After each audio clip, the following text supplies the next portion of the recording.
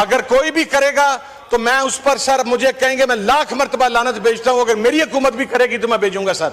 صاحبزادہ حمد رضا نے فلسطین کے حق میں آواز اٹھاتے ہوئے قومی اسمبلی میں کھڑے ہو کر موجودہ حکومت کو آڑے ہاتھوں لیتے ہوئے کہا کہ پاکستان میں اگر کوئی فلسطین کا پرچم بلند کرتا ہے تو اس پر لاٹھی چارج ہوتا ہے۔ پی ایس ایل میں فلسطین کا پرچم لہرانے پر پابندی ہے۔ ریاست آج تک فلسطین پر اپنا موقف واضح نہیں کر سکی۔ سر اس ریڈ زون کی تقدیس قبلہ اول کے شہید سے زیادہ نہیں ہے سر۔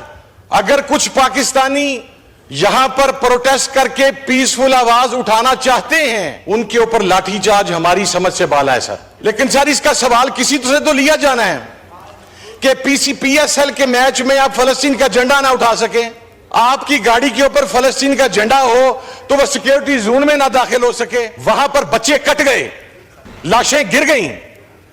چاہیے تو یہ تھا کہ ہماری ریاست تمام سٹیک ہولڈرز کو اکٹھا کر کے کو موقف اختیار کرتی، اور ہم چھوٹے چھوٹے ممالک کو ریلیف دینے کے چکر میں پڑے ہوئے ہیں سر۔